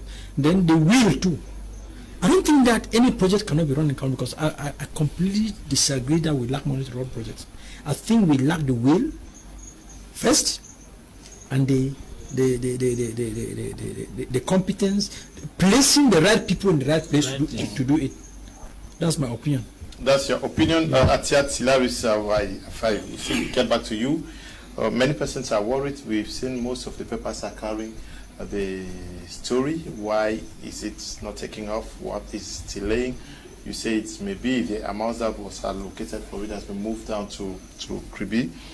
But how do we get it? Because the people actually need it. Or you are advising, insisting that they forget about it. Well, the way the panelists speak is as if Limbe is a country on its own that will have its own policies, is how to clear goods. The taxation policy will be different. They will import what is happening in Benin and bring to Victoria. And Kribi and Douala will be left the way it is. It's not true, sir. If the Central African Republic or Chad left because of the many checkpoints on the road, when you clear goods from Limbe, the checkpoints will disappear. When you say, oh, my goods are from Limbe, the checkpoints will disappear. And then when you say from Kribi, the checkpoints will come, or from Douala, checkpoints will come. It's not true. The policies in this country are for all Cameroonians. Whether a company is in Limbe or is in Marua, they are subjected to the same financial regime, to the same customs regime, to the same security and policing regime. The same 500 francs that the policeman will collect in Marua is the same that they collect in Limbe or anywhere else. So it is about the structure. Cameroon's economy that is running about 3 to 4% GDP cannot run 3 ports, seaports. We should be honest to ourselves. There's no point coming to please people, playing politics, that they will construct a deep seaport in Limbe, they will this and that. The country should be honest with the citizens. Because when you say you want to construct a deep seaport, who has done the assessment? Who has sat and said, okay, this is what it will benefit in real terms? We should not be imagining that it will create jobs. Which jobs? Do we have people in Limbe who have maritime experience to go and be working at the seaport? Well, train them. Do we have? At what time? So do you create before training? No, in the process. What I'm saying in effect is that Anglophones should look for at other areas. They should look for other things to have benefits. If you are talking about appointments, the appointments are delaying because maybe they want to appoint if Anglophone as manager, a general manager. You'll be shocked because they are the ones who have had experience in managing ports. Yeah. The Douala managers, they have been the ones. To go to Kribi, they have been the ones. Do you know any Anglophone who has been managing ports in Cameroon? Managing ports. Please, let's be serious. So what I'm saying is that Anglophones should look elsewhere. We should be able to lobby government to. We have the Silicon Mountain that came from nowhere, no support, but it blossomed and became the fit in Africa.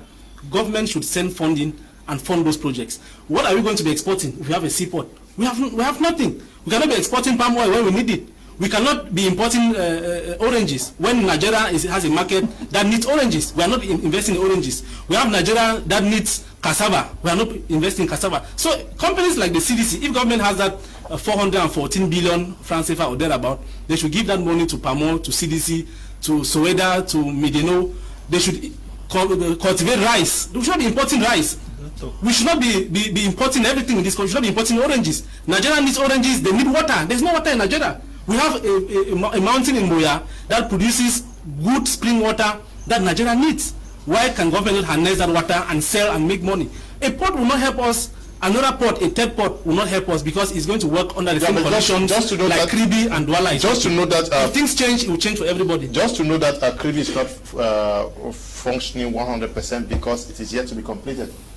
And of course, even Douala, as when Kribi was constructed, had never reached maximum capacity. So how do you keep on just constructing and you are not using? Because if you buy something and you cannot, you buy toothpaste, for example, you use 20% of it, you throw, you get another carton of toothpaste and you use and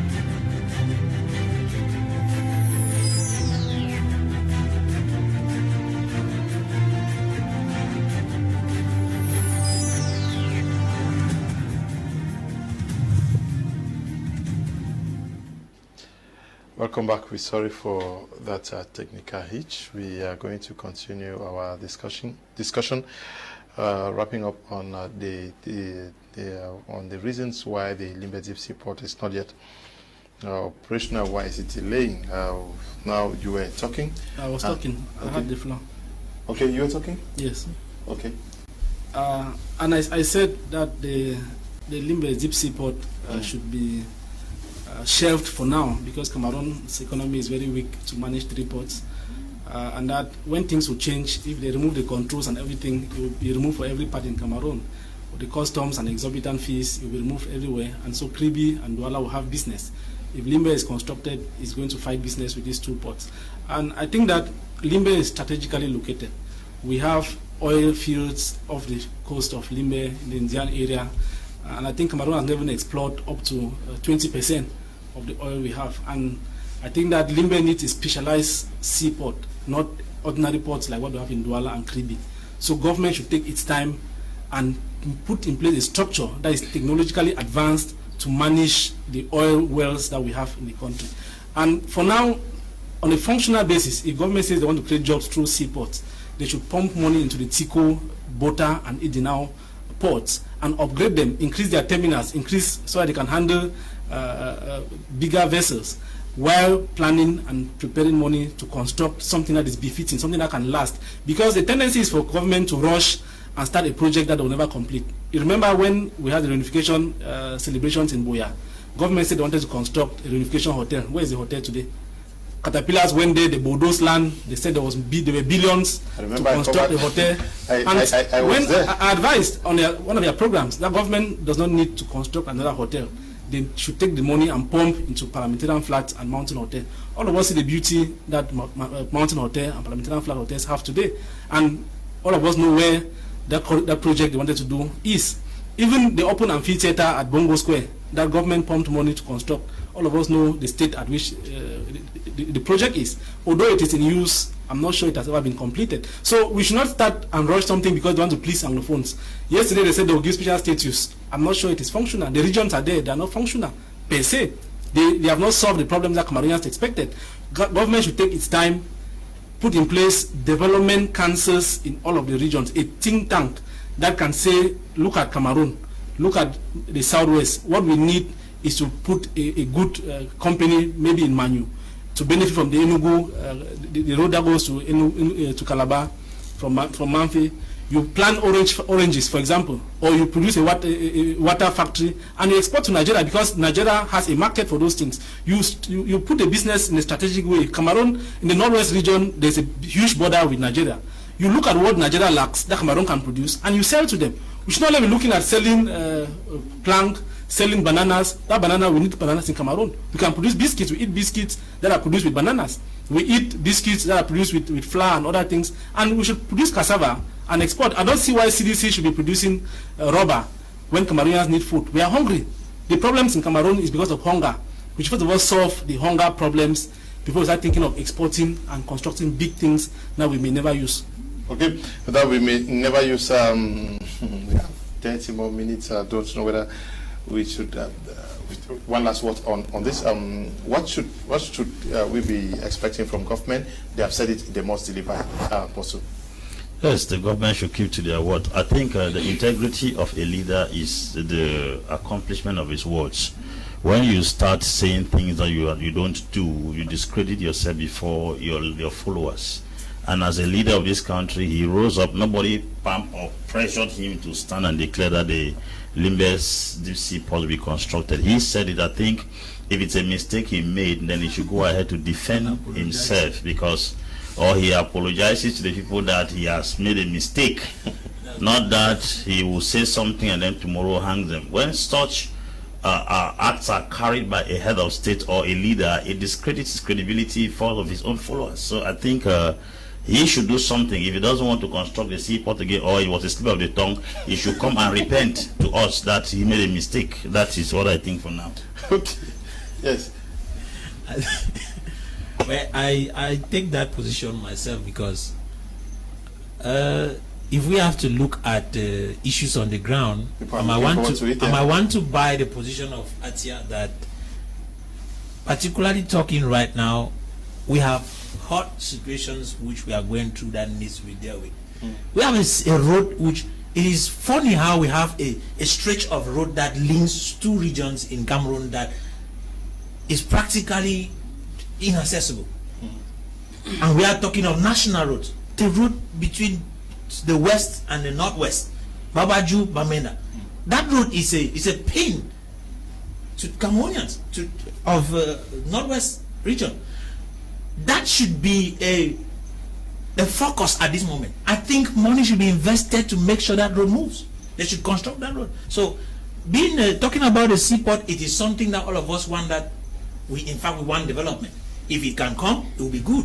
But at the moment, looking at the way money is happening in Cameroon, with borrowing and stealing. They may borrow and then steal. it is stopped somewhere. So that's the issue. People are paid. And people are paid as working for the deep seaport when they are not even, there's nothing that is moving out. When it will take 20 years to become. So I think they should even suspend the project so that they should not say money was budget was actually voted. Yeah, but if I get what you are saying at 30 levels, are you saying that if we can raise you said 830 million US dollars? About 414 billion, fancy. Let's just say 500. Okay. If we should raise this, I think you are saying that maybe the Social Economic Council in Cameroon or a think tank be raised in the southwest and northwest regions, and they look at how to develop the routes that links Nigeria and Cameroon, and this money is spent on it, and maybe look at what Cameroon can invest in agriculture so that we have a ready market. But the port is still very important, eh? Yeah, I have not refused that the port is not important. What I'm looking at the economy of the country. Do we need 3 ports? Can we manage 3 ports? We are talking about an economy that we have almost nothing to export apart from timber logs. What do we export? The Mbalam iron ore project, I have not seen any iron ore being exported except for the logs. There's nothing else. So what we should concentrate, look inwards, develop the economy, put it at a level where we can start exporting, and then we open up and construct new deep sea ports. If there's 414 billion for Limbe deep sea port, they should take that money and invest in the Bota and other wharves and beef them up, and invest in other economic projects in the southwest, construct the roads, make them motorable so that people can remove the produce and bring to the seaport, so that when you clear your goods, you can take them to your home safely and without the hitches. So if there's money, they should invest in some of this in these projects I'm talking about. And about who is blocking appointments of board members and all of that, I just hope that they are taking the time to ensure that there's equity. Because when you go to Minepart, for example, the Ministry of Economic Planning, you have 41 directors. How many of them are Anglophones? I'm not sure you have more than 4. So we need people who can sit and plan development for per region. It's not many people say in Cameroon that people go to Inam because they bribe, or that they went through funny means. And so if somebody goes to a school through funny means and comes out and is the one who decides the development of places that he has never been to, then it's problematic. We need specialists in regions. You should not be looking at Cameroon in a holistic picture, but region by region. This region, we are close to Central African Republic. What can we produce that will have a market in Central African Republic? We are close to Nigeria here. What can they produce? We should not only be looking at Yaoundé for somebody to sit in Yaoundé and be imagining things and thinking that they're going to work. The Limbe deep sea port, in my opinion, at this point, is not important. It's not an emergency. It's not a priority. Because Cameroonians are hungry. They need food. We need roads to travel and go to our farms and come back to the city and get what we want to get and go back and sleep in peace. After that, we can start talking about having the 3rd port in this country. Okay. Yeah, Mr. Leo, thank you. I think, Mr. Leo, if the president grants that port today and appoints the board and everything, and the management remains the way it is not worth it, I will buy his opinion then, because the money that comes in will still be stolen. Goods taken from Limbe will never reach Bangui or N'Djamena or because of the control. The business will not even come in the first place, and when the business does not come, the port will not make money. So to begin with, we have to start by, if we must do it, then we have to be able to create that correct. Yes, to make let the conditions, the playground be yes, so that you can attract, because the bottom line in pot making money is large volume of business, international trade. That is, there are no two ways about it. You have to be able to attract a very large volume. And with this situation now, where you leave Douala to get to N'Djamena or Bangui, or you spend a lot of money, no, the business will not be there. Then what he's saying will hold. But if something is done like what I was proposing, where everything is done in Douala, you get a clearance and you drive straight, and the person on the road knows that if he stops, his boss is going to hold him accountable. I think with that you attract, then you drop the customs at the ports in Cameroon. You are going to attract a lot of business that those ports will be able to break even. Okay. So that's my take on that. From what I get from the experts, many things needs to be fixed for the port to be competitive. Yes, that's okay. You got it right. Because if we were to do it the way things are happening here, it would be another wasted project. But also the fact that Apostle Limbe, we may start a project that may be finishing in 20-30 years. Meanwhile, we have a board of directors and top management that are receiving money. And they are not working. Which project has been finished on time in Cameroon? None. The truth is, so a leader. There's something that is. Yes, something is not balanced somewhere. The truth is that every leader has a tenure in office. And you must not do every project when you're in office. You can do some things and leave for the next person to come and continue. Like what happened in Tanzania. Jakaya Risha Kikwete started the maintenance and the expansion of the port in Dar es Salaam. He wasn't the one that completed the project. It was when Magufuli came to power. You must not finish every project. We are not insisting that President Biya should finish a project in Limbe. He can initiate the project, and then when he goes out of office, the person that comes can carry the project to the end. A lot of people have limited time in office. As a matter of fact, life itself is limited. So you don't expect somebody to start something and must finish it. Anything he can accomplish at this hour, let him do it. But what he cannot accomplish, he should initiate it. Because when a project is not initiated, there is a possibility it can disappear into thin air. But once it is engaged, you get the other person who is coming committed. You already implicate the person. So we are not asking him to come and obligatorily do the seaport in Limbe. Let him engage the process, and then probably if he goes out, the next person that comes into office can continue with it. Like he has engaged the ring road, so you should be patient. They will complete it. What is the engagement with the ring road? They have started. They are doing portions. And then it's good. Yeah, but the ring road is on because the stretch Bamenda. So going by Apostle Limbe's analogy, has launched. Yes, and this has launched. The next president will continue. But the fact is, the difference between the ring road is that contracts are awarded for persons to just work on that stretch and they are paid. But for the deep sea port, people are going to be appointed. Yes, directors are there, the team is there, and they are working on to manage it. Just add that we have structures in Cameroon that are on rent, perpetually on rent every day. The National Mining Corporation was created months back. They appointed people who were celebrating. They don't have offices. They don't have structures. So people are just hanging in the air. They have created this structure. People are hanging in the air. It will be the same scenario when these people are appointed. Thank God there's even there's some ports in Limbe already. The Bota WAF is there. There's a port authority, so they can have offices. But most of the structures in this country are renting. The Senate is renting. Regional delegations, divisional delegations are renting. Regional councils are renting. So at the end of the day, the state becomes a tenant in its own country. So we should not have that kind of scenario. Government should think out projects and execute them to the full. It's not about appointing people to come and make benefits while the population does not have the benefits that they need. I'm saying that Cameroonians are hungry. What they need is food and the basics of life. Okay, the basics of life. We are going to use this last 20 minutes to look at the passport situation in Cameroon. Apostle Limbe, Valentine Ngwa, we're just going to have one round to talk about the passport issue. How do we understand that at the time that Cameroonians are barely surviving, also the context of COVID-19, the economic situation is dire, and that we are moving from 75,000 francs up to 110,000 francs, knowing that formerly passports actually costed 50,000 francs? Yeah, it was 50 before it went to 75, and then 110. I think you are talking about the official price, because there is a black market price. There's a price that is beyond the 110,000, and they say the 110,000 is for the stamp.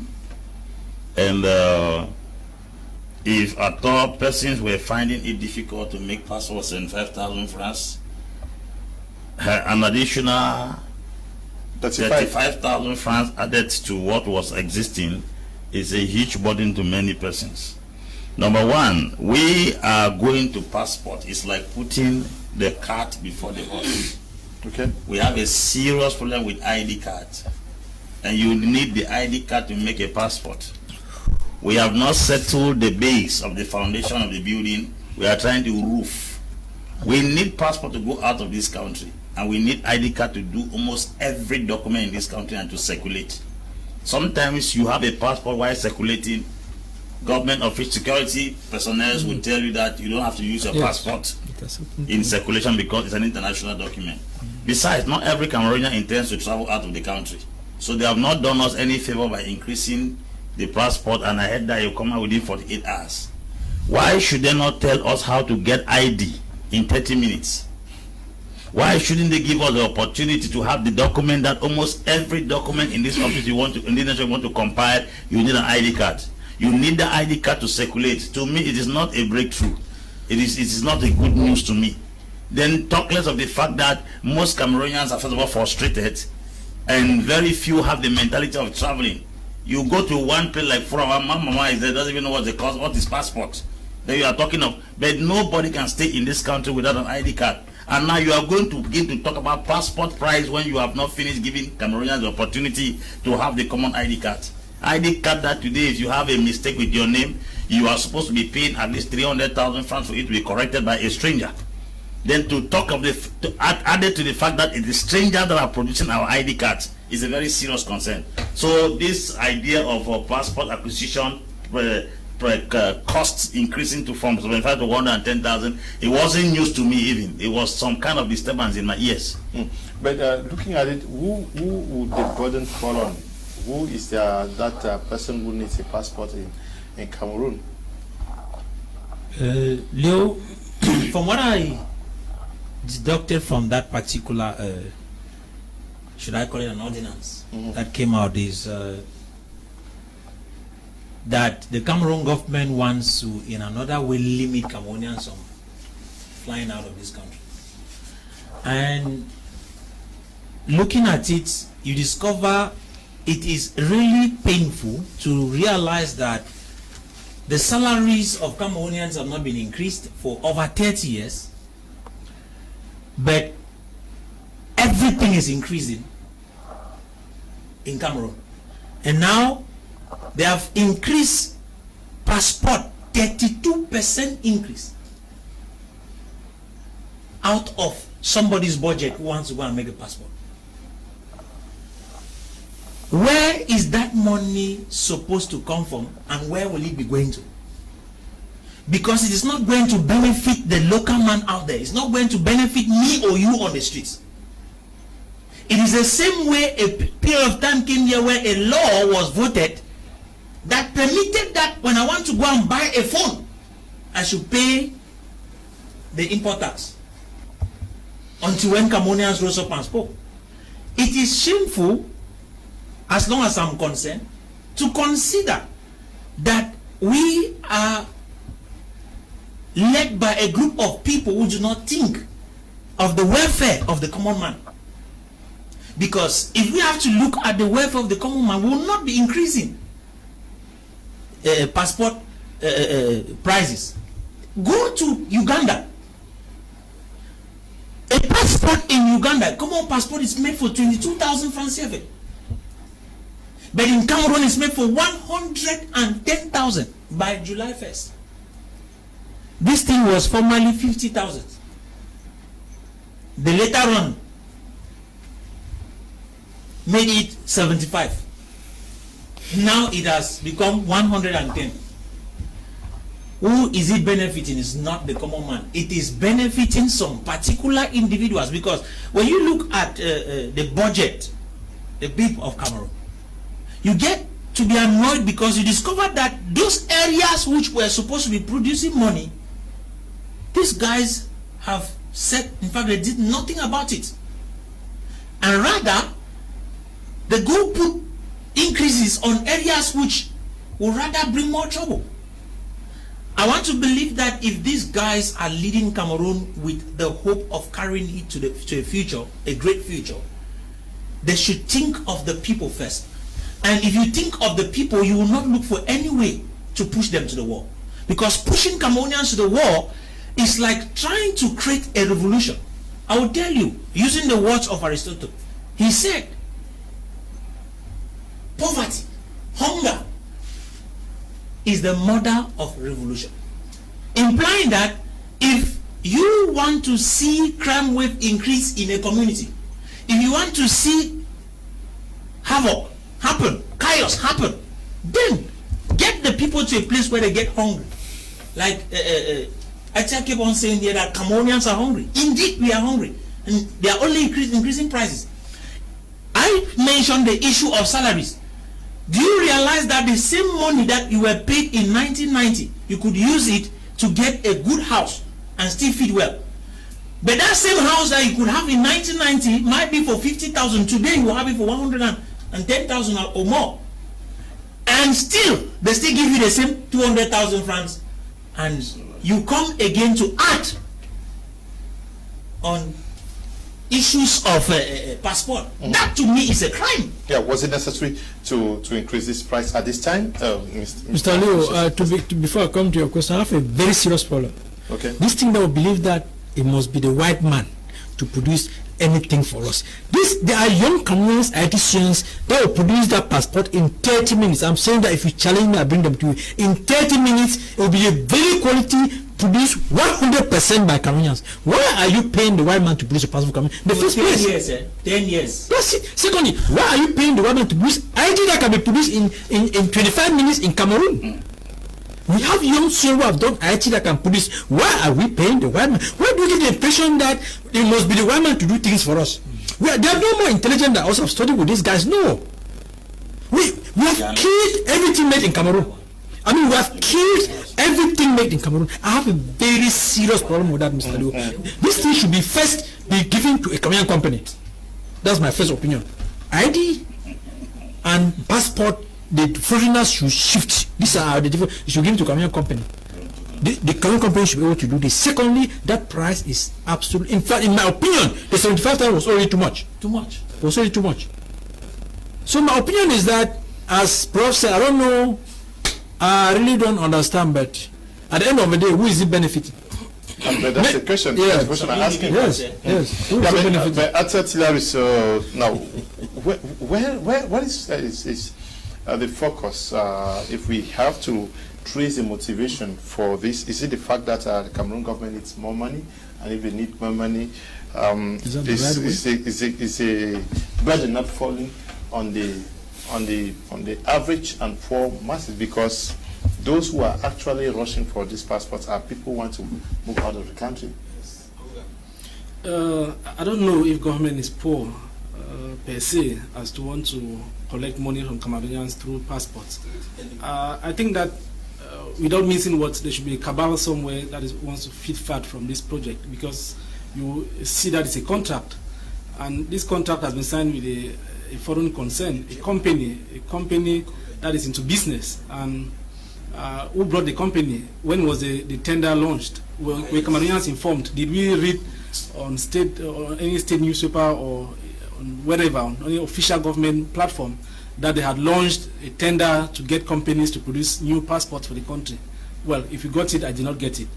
We just got up one morning and heard that because of the ordinance that was signed by the President of the Republic, from the July 1, passports, the price of producing a passport would rise from 75,000 to 110,000 francs. I think it's exorbitant, because in the last 20 years, the price has kept on increasing from 30,000 francs. There are people who produce their passport for 30,000. It went to 50, then to 75, and now 110. I think for a Cameroonian whose average salary is 36,000, it's too much. But then it will not be too much if it only concerns people who are traveling maybe for pleasure or for greener pastures and all of that, because when they are buying flight tickets, they don't complain.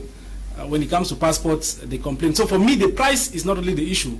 The issue is the transparency. Government has not been transparent to tell us how the company producing was got, the tender, the process, the other companies he competed with and why they chose this one. Because issues of ID card and passport is about the Cameroonian nationality that we should keep jealously. When you hand it into the hands of a businessman who can turn around and sell, if Professor Ambe is Nigerian and he wants Cameroonian nationality, they can just sell to him. Yes. We need assurances. I think Parliament is in session. They should invite the police boss who is in charge of all of this to give assurances to Cameroonians, to explain the process to ensure that the Cameroonian nationality is jealously preserved. Because, of course, the data and every other thing is kept in the hands of foreigners, which could be a problem. And my concern now, I think, Leo, is about the ID card production. Because when I left Biya to come to Douala, I showed my ID card about 10 times. Nobody asked for my passport. It's only at the airport that you need passport. So on a regular Cameroonian business, on a day-to-day basis, we don't need passports. We need national ID cards. And in January this year, the state said that we had, I think the police boss said 3 million Cameroonians had double identification. And I asked myself, if we claim that we have biometric system of producing ID cards, how then do we have multiple entries? Because when you are working on a machine that is in a database, in the server, and you put input information that is the same, there should be some pop-up that tells you that, hey, come on, this person is coming for the second time. For that to be corrected on the spot.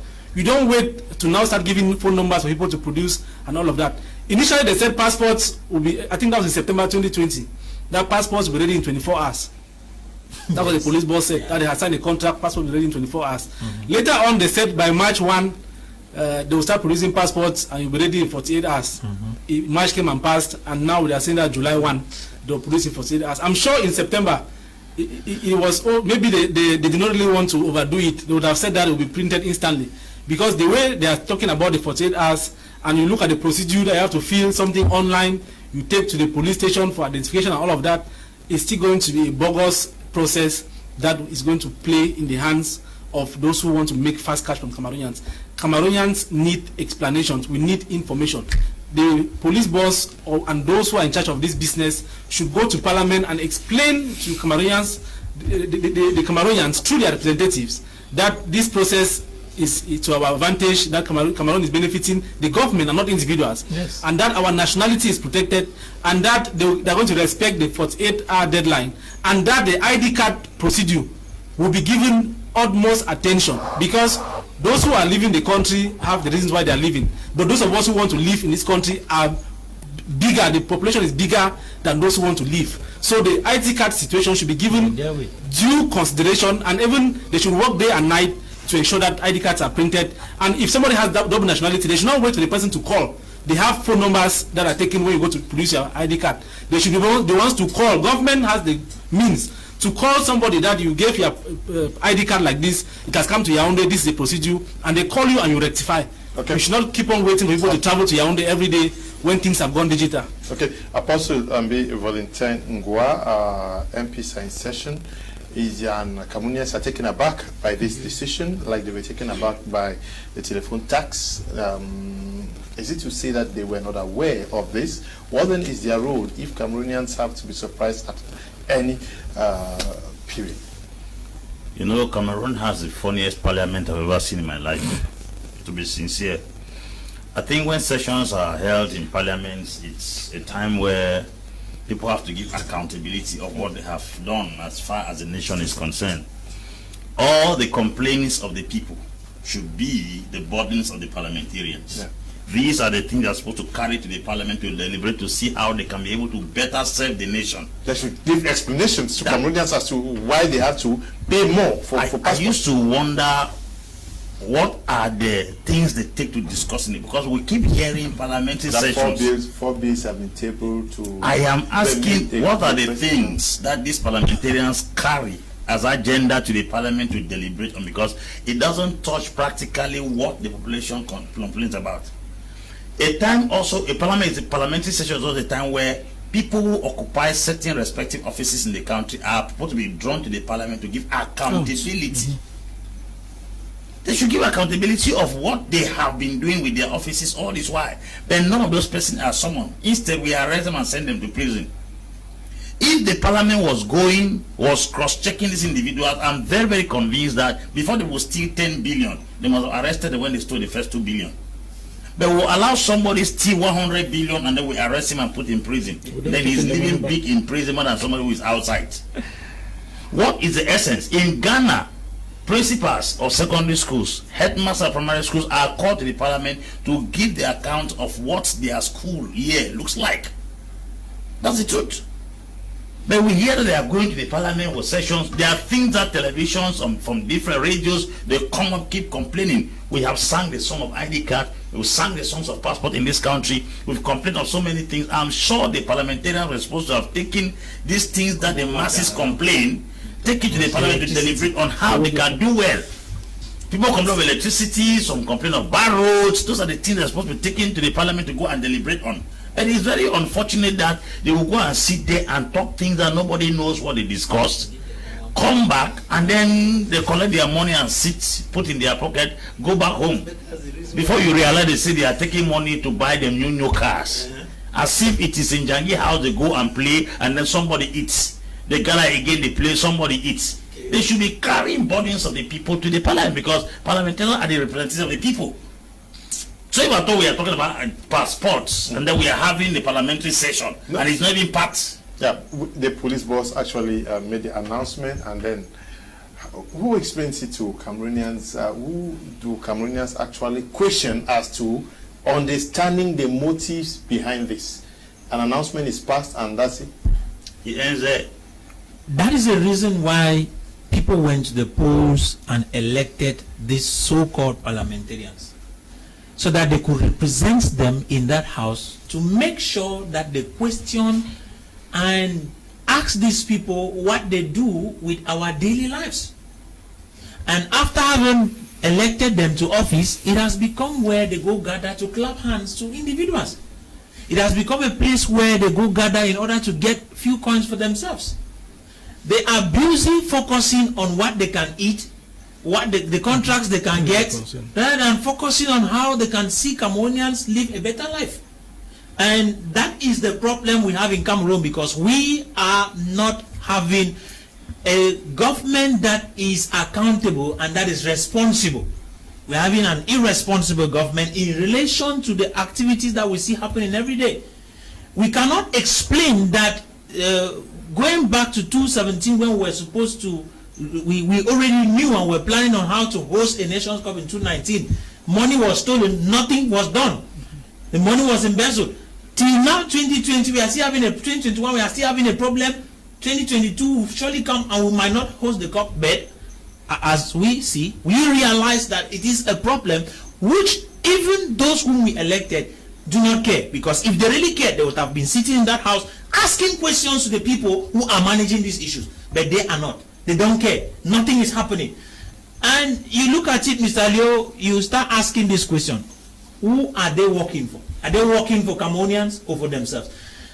A lot of us, you ask me a question which I should be direct in answering. I will tell you, the people whom these guys are supposed to be responding to or accountable to are Cameroonians, but they are accountable rather to the president of Cameroon. To the president of the Republic. And sincerely, their accountability is of no use, because they actually do not have anything that they can deliberate over except what the president permits them that they should do. Mr. Aloysius, this increment, is it to produce better quality passports? Is it the fact that the passports were too cheap? Is it the fact that they are going to increase the period for validity of the passports, or what? Yes, Mr. Liu, I don't know. Honestly, I cannot answer a lot of your questions, but what I can say is that on period of validity, would it be fast and all of that? But what I can say is that I have a problem. Maybe the company that they give them a high price. Maybe, I don't know, as my brother said, nobody knows when the bids were open, when the competition went on up. So they alone know. But my point here is, when you put this to the people, I'm afraid some people in government are pumping up pressure in Cameroonians. Okay, they are pumping up, and that is not good for the unity for our country, because when you keep pushing people with so much squeeze money, like Prof talk about salaries, you are pumping people up. There's a point that when they are back dates on the wall, they explode. So this thing of increasing money, I think that we need to be a bit more careful when we are doing that. I don't think we needed to do it, and I think we should encourage Cameroonians to do these things. I give you a small story. When we had to move from 8 digits to 9 digits at Camter, there were 2 Cameroonians at Camter who told their boss, General Manager of Camter, that we can do this thing. They went and brought, I think, one Chinese company and one company from Europe. They said we could do. There were 2 guys, and their boss said the contracts have been outsourced, and they said we are going to do this on our own, and we'll run before them. Before 12 midnight on that day, they ran their system. The foreign company did not run it. They ran it after that. But where are these 2 guys? Nobody knows where they are. But at times, even if you undermine your child and he challenges you that much, you should call back that child and help him develop. So this idea of made in Cameroon that we have killed is a very serious concern that I have. And I'm sure that if we're using made in Cameroon, we have the human resources to use made in Cameroon. If we're using made in Cameroon, these prices will really go down. Look at the football coaches in Cameroon. What we pay our football coaches. If we take Cameroon and pay 1/4 of that Cameroon will be happy to do that job. Why can we not take Cameroonians? So I think that we have to try to do something about making Cameroon. That's my point here. At Hilaris, is there a problem with explaining why things are done in Cameroon to Cameroonians? Many of them actually do not understand. They're just forced to accept whatever is presented to them. Was there not supposed to be a process? Either the MPs explaining to the population in their respective constituencies, going to radio, organizing town meetings, and actually exchanging for people to understand that their interest is taken into account before certain decisions are taken in the nation. Yeah, we had an MP who went on social media and was celebrating the fact that he no longer goes hungry, because he earns about £1 million a month from Parliament, so he's living large. And he was boasting on social media, and he has no balance sheet to show Cameroonians what he has realized in the last 1 year he's been in Parliament.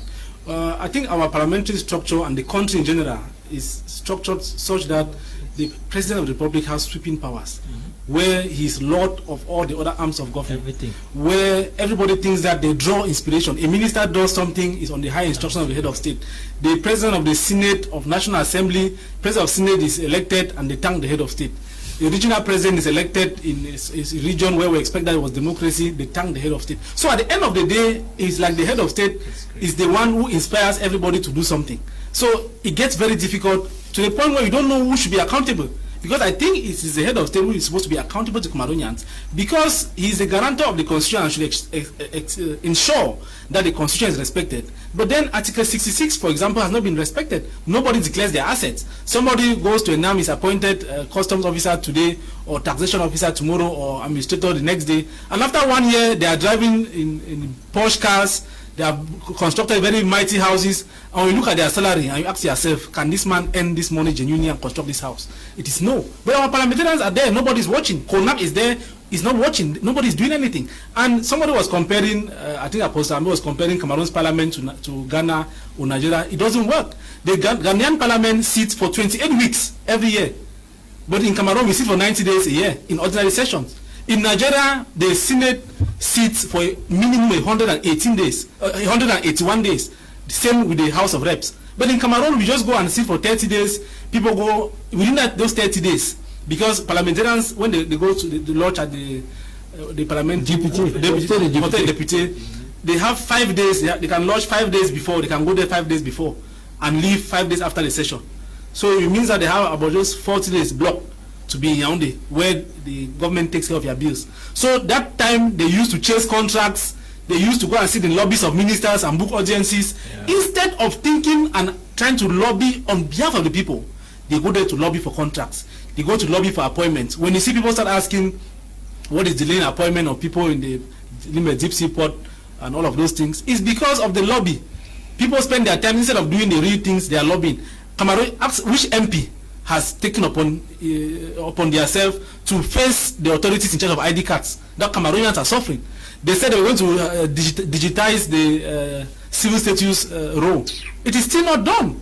Birth certificates are still produced and as if people were in Bonas, because you cannot even know the difference between a birth certificate done in Bonas or in some small hideout in Kumba from the authentic one done at the civil status registry. Because if you do it in Boya, for example, and you find yourself in Marwa, the person in Marwa cannot independently authenticate that this document like this is genuine. So there is no system. So at the end of the day, we are working on ad hoc basis, and it cannot work that way. We need institutional reforms that should start from Parliament. You cannot go to represent people and the next day you're on Facebook boasting that you now earn 1 million francs, you can feed and live well, when other Cameroonians cannot have food. And you as lawmaker, as somebody who represents the people, is not doing enough to ensure that these people have the jobs they need. We have something like the Senate that represents local and regional authorities.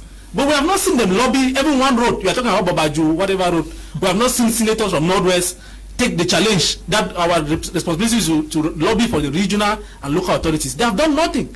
They are earning fat salaries that Cameroonians cannot even imagine in their widest imagination. So I think we need to come back and reconstruct this country. And 2025 is that time where Cameroonians should start now by registering on the voters' roll to make informed choices. It will not be in 2025 that will come on this panel and start saying that, oh, this is bad, oh, that is bad. No, Cameroonians should start preparing now by registering to vote and make wise decisions. We have time, man. I just wanted to say something on the vote, please. There was something, I listened to President Paul Kagame, and when you talk about voting people, President Paul Kagame said something. He said when his second term of office was getting over, some guys called him and they told him, you know, you have 3 options. 1, you can decide to continue as the president. 2, you can choose somebody to replace you.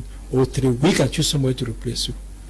So you have these 3 options to choose out on. Then he asked them, where is the position of the constitution of my country, and what is the opinion of the people in my country? So the question I'm leaving to us to take home is, are these people in Africa actually elected by the people? Are they the people's choices? Okay.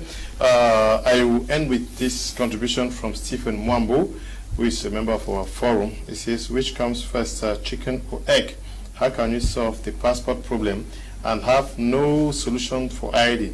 How many people need passports as compared to those who need IDs? Who gets a passport without an ID? Funny people. In a country where more than 80% is above 16, how is it a passport more important than ID? In a country suffering from brain drain, are we supposed to instead make obtaining a passport faster and easier than creating opportunities for those who are left to come back and invest? Funny people, indeed, we are ending at this juncture.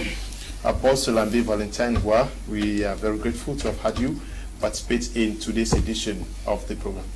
Thank you, Mr. Liu. Thank you, Cameroonians. It's always a joy to be here. Also to you, Professor Mark Anthony, thank you for coming. Thank you, Leo, and to our viewers and to my family back at home. Good evening. I want to say thank you to you too. Yes, Mr. Leo, thank you very much. I hope that the audience have learned something. I hope that some Cameroonians, decision makers in Cameroon, have learned something, and that this effort can end up making the lives of Cameroonians better. Yeah, but you should also keep pressing. You should go back to Yaoundé to press hard for the transport guys to do something. Thank you for coming. Thank you, Leo. When you ask who is blocking the appointments at the Limbe Deep Seaport, it's like you want to challenge the head of state's authority, because he's all powerful in this country, and there's no one individual who can block his decision. If he has made up his mind to do something, he will do it. And I expect that in the days ahead we should have those appointments. We should have since government has decided to do it, although I think that is not the right thing at this point, but since they want to do it, they should do it well. They should appoint officials as fast as possible and get people who can work and deliver the results, because people in the Anglophone regions want just results. They don't want any promises. Okay, we want to thank all of you who took time off to watch the program, and to the production team. Stay blessed. Bye-bye. Bye-bye.